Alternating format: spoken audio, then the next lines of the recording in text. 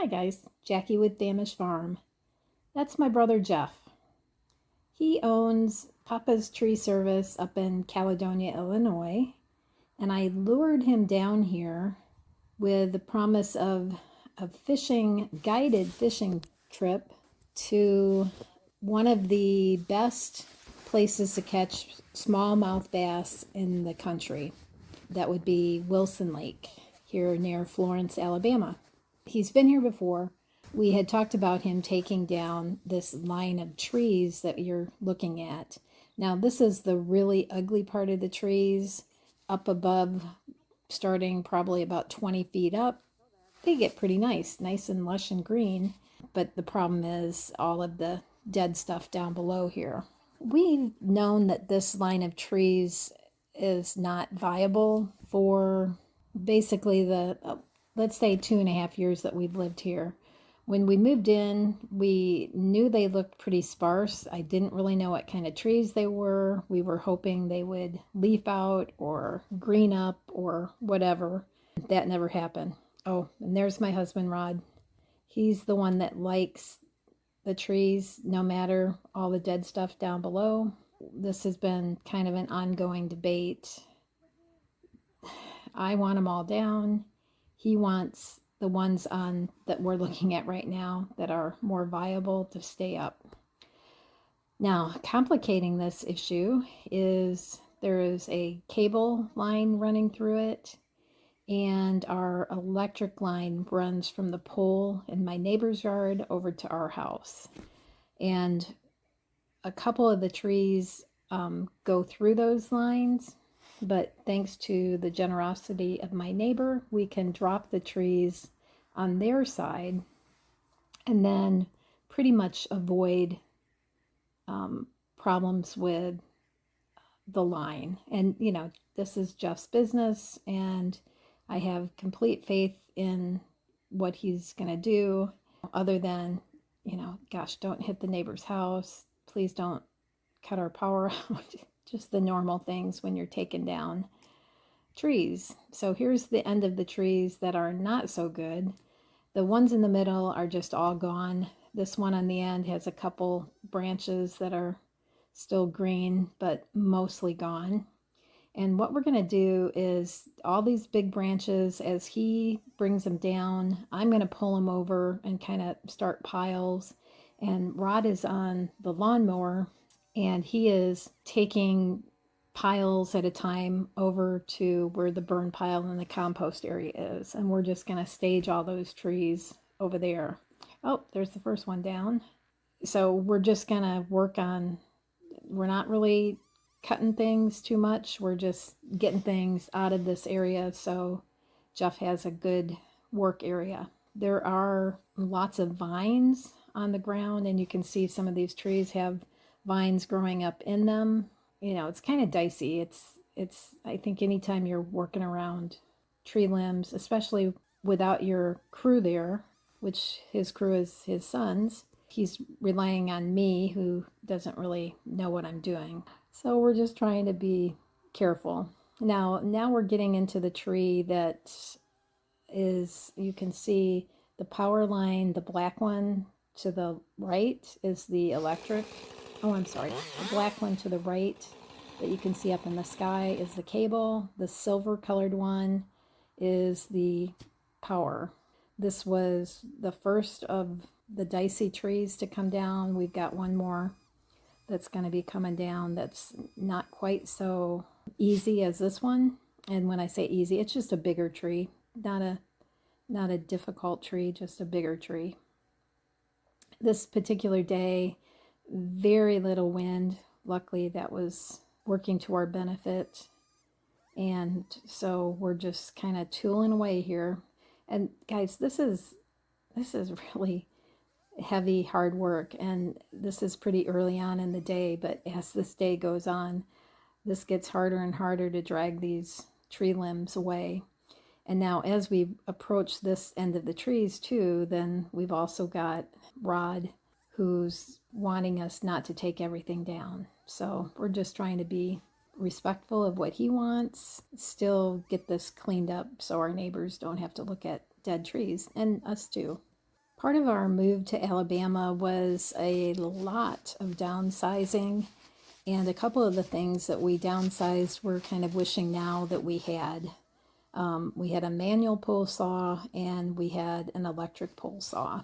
Right about now, I would feel a lot better if we could get the couple of branches that are wrapped in the two lines, if we could get those down first and then take down the big part of the tree. Jeff assures me that these power lines are up there really securely, and so I just should not worry. He's standing underneath them. Gosh, you just don't want anything to happen. Anyway, we're trying to get this rope up in the trees, and there's a special name for it. It's a big, thick, cottony feeling rope, and I'm going to be the weight on the end that's guiding it down. And to be perfectly honest with you, I don't know what I'm doing. I just know that I've got to put weight on it. You've got to have the weight on it when he starts sawing it, so it doesn't, just one little thing can make it go down the wrong way. That's my job. Yikes. Here we go. He's making his cuts, and he does a couple cuts in the front, making a V toward the direction he wants it to fall, and then he'll come back on the back side and start cutting through. Can't remember how long this takes, but you can see just a little wind up in the trees there. That's never good. I think he's pausing a little there. Rod comes around to supervise. We just hold our breath. When I first stretched out the line over here on the right, I'm standing out of the frame, but Jeff said to me, "You're gonna want to be about twice as far back." So that's how much I know, guys. Here we go. Take this guy down, and this one you can see is just about all dead. It's the biggest of the cuts that we made, the biggest trunk of the ones that we make that day, the ones that we take down that day. Here we are all congratulating ourselves for getting it down. Everybody's in one piece. We will start hacking on it to get it over in our yard off the neighbor's yard. So you might be interested in what he's using. He's tightening up the chain right now and adding fuel. He uses this 28-inch Husqvarna chainsaw. That's his main chainsaw. And then he's got just another little 12-inch chainsaw that he does just a little bit of the trimming up. What I'm using right there is a 14-inch, I think it's a Black & Decker. It's just an electric one. It's on a power cord. And for the trimming that Rod and I do, that is more than adequate. We're just happy to have it and happy to be able to use it. Jeff is real good at getting things all carved up here, and we'll get this out of the way as quick as we can. Jeff's got these all cut, and we're gonna take the logs and stack them at the end of the fence line. That's why I'm carrying all these logs. We're just gonna keep a big pile of the firewood size logs over there. And once we're to that point, I'm gonna get the rake and clean up everything that's over on my neighbor's lawn and get that over on our side. While I'm doing that, Jeff is starting on the stumps. And the stump that he is working on, like I said, is the biggest stump. And what I can tell you is Jeff is not a fan of stump removal. Of course, it's part of the job, but it's his least favorite part of the job. If he could just take down trees one after the other, that would be his favorite thing. Least favorite is what he's doing right now, and then after the fact, coming in and grinding them. This turns out to be not any fun. I don't know, 3/4 of the way through it, his chain starts losing its temper, and so he's having to stop every 5 minutes and tighten the chain, and it's just not going. And I told him, basically, please don't ruin your saw or your blades, over the stumps. We'll take care of those after the fact. Just let's get the trees down. But of course, then we're also at the point of the day where we have to make a decision. Are we stopping here, or are we going to continue? That's the question. Take the rest of these down or stop where we're at. And Rod votes to stop where we're at. I understand why he wants to. I wish he didn't, but that's what we're going to do. So once we've decided that these are going to remain, we decide to clean up just the dead stuff that goes up as far as Jeff can reach it safely. We're just going to take all of that extra weight down, live with it for a while, and see if Rod changes his mind. So I've talked in other videos about what I'm going to do with all of this wood, and some of it is going to become post for fence, a decorative type fence that I'm going to make that's going to stretch from the house over to this first tree. And I might have enough to do also a small garden fence that would just be, you know, a couple feet high, basically to keep the dog out of the garden. That all remains to be seen.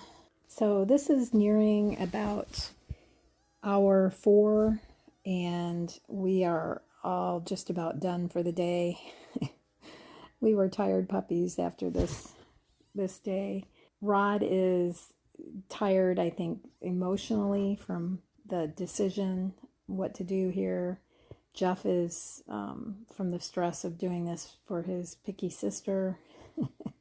And me, I'm just tired from hauling branches all over. We're gonna call it a day, and the next day we're gonna get out and start taking care of stuff again. And my friends happen to show up the next day. So this is after my friends have been here and we've finished the second day. So here's the remaining greenery, cleaned up as much as we can reach. I'll still get over here with a ladder and try to take some of the other ones off that I can reach, because there's certainly more dead stuff up there. These stumps, Jeff does come back in the next morning and does take out all the stumps for us. So these 3 big gnarly looking stumps are gone. I've moved the wood over in between the trees that are remaining, and we are all cleaned up. So we had 2 fire pits going. This is our little portable fire pit. This was just for all the twiggy stuff that we raked up off the yard. So this one was full. And then this is our in-ground fire pit. And I'm trying to show you how high the ashes are. Not doing a very good job. But all these ashes will be going onto the compost pile. And this is my 6-foot tall brush pile. And like I said, a lot of this will become a decorative fence in the months to come as I figure out what I'm going to do. And there will certainly be some more burning done. But that is all of the stuff that we moved from the tree line. And thanks to my friends Darlene and Jerry, Jeff got his guided fishing trip out on the lake. That's one of his smallmouth. There's Darlene's. Actually, I don't know if that's a smallmouth or what the heck that is. And then Jerry's here with one of his guys. They all had a good time, and they'll be back to do it again, we hope.